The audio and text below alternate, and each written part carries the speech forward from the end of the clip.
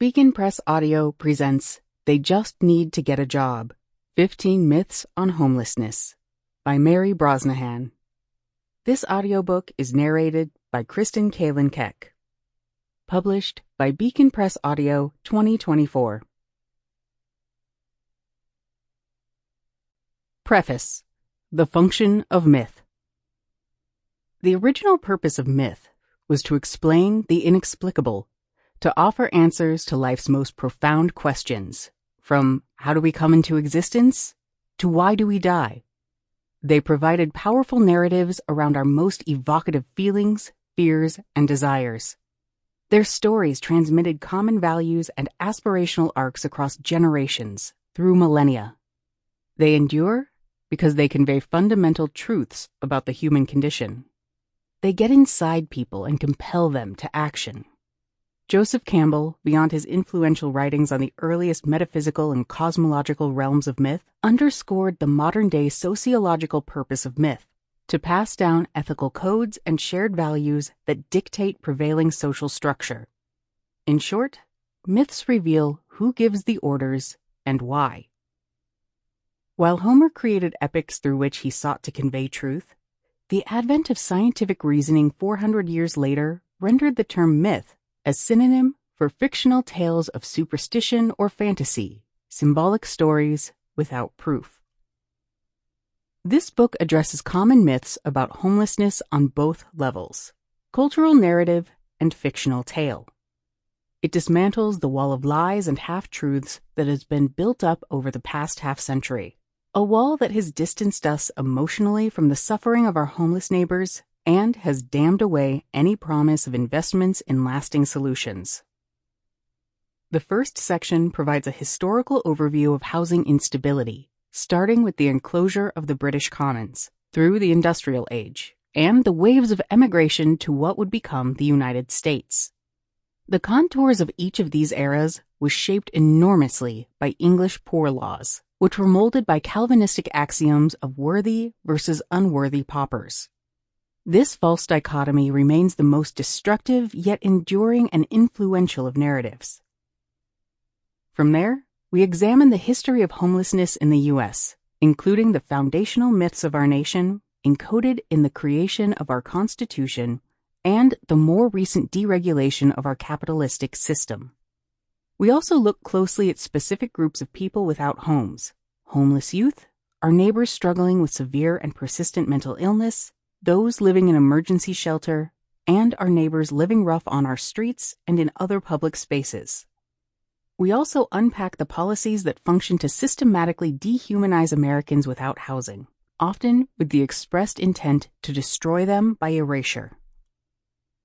Each of these individual myths falls squarely in the modern definition of myth as lie or falsehood.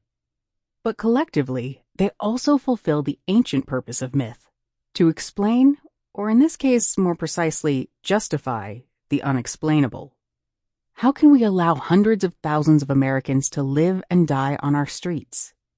These myths, as a whole, serve to shift responsibility away from the systemic causes of homelessness and onto homeless people themselves. When we tell each other these myths, the intended result is to deaden us to our neighbors' plight and obscure the structural violence they endure, perhaps the most grotesque repercussion of unregulated late-stage global capitalism. The ultimate goal of leveling these destructive myths is to give us the space that is essential to constructing a truthful counter-narrative, one based in facts and that bolsters significant investment in proven housing-based solutions. Although some of the details herein are centered in New York, owing to my decades of work in New York City and state, this book and its recommendations are national in scope, as meaningful reform is needed urgently at every level of government.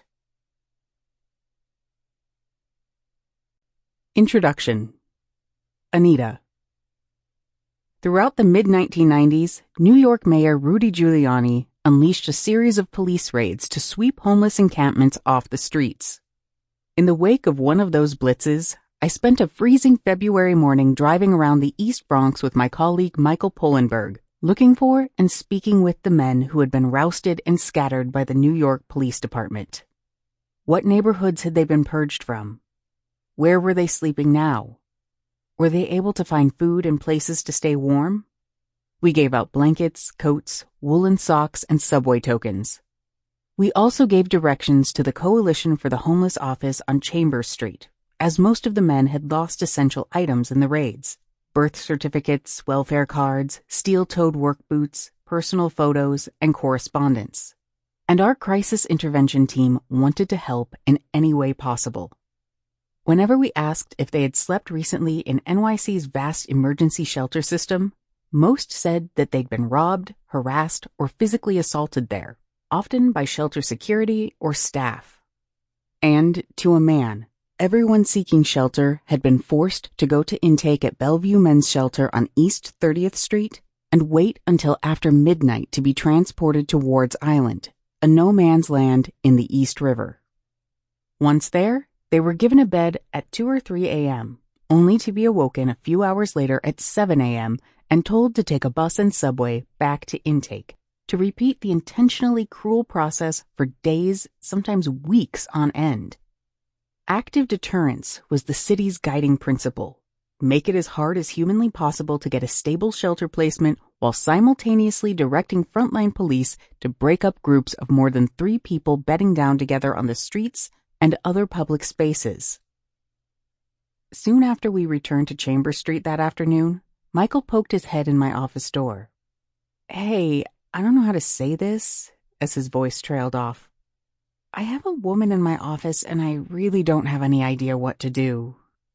Michael had worked for years at the Coalition and had seen it all, so I was surprised to see him so rattled. "I think she might be mentally ill. I can't understand anything she's saying, and she's got a tiny baby with her." Michael and I walked back to his small cubicle, where he split his time between advocacy and crisis work. There, sitting in a folding chair, hunched over her baby, was a large black woman, looking listless and exhausted, rocking back and forth. Michael handed me her intake form. Her name was Anita. "Hi, I'm Mary," I said, extending my hand. She glanced up and slowly lifted up her hand. No grip, but a swell of tears. I sat down next to her so that I could look more closely at the baby. He was tightly swaddled and as perfectly clad as any 3-week-old can be. "Anita," I asked, "where are you from?" She stared back blankly. "Where did you two sleep last night?" "Staten Island," Anita answered. That set off a deluge of jagged sobs. Her crying set the baby off, too. I can't remember what I said next. Probably the usual reassurance that whatever was going on, we were going to help make it right. We had a modest food pantry along with clothes and diapers on hand. But what I do remember is this: how fucking hot it was in that cubicle. Our offices were in a crumbling loft building in Lower Manhattan. The windows were single-paned, so thin the wind would blow papers off the windowsill. But the interior cubicles were stifling on even the coldest days, as heat poured out unregulated from ancient radiators. The child, swaddled as he was sweating. A light green crocheted cap tightly crowned his red face. "Your baby seems a bit hot," I offered. "Yes," Anita replied, and unwrapped the blanket. Beneath, his clothes were clean, and he looked well fed. But equally important, Anita and I were communicating. Freed from the blanket, the baby's wail came down a notch from full throttle, but he was still obviously uncomfortable. I instinctively reached over for his cap. "Maybe let's take this hat off." As I gently pulled it off, Anita went into near hysterics, and with the hat off, I saw why. The baby's hair was terribly matted, twisted in small clumps around his scalp. You see, my baby's hair, it's so tangled. I can't even get a comb to unknot it. It's so matted," she sobbed as she ran her hand over the snarled clusters. Michael had slipped out and gotten a glass of water, and I passed it to Anita. I rubbed her back and tried to assure her it was okay. Everything was going to be okay. Each of us Sample complete. Ready to continue?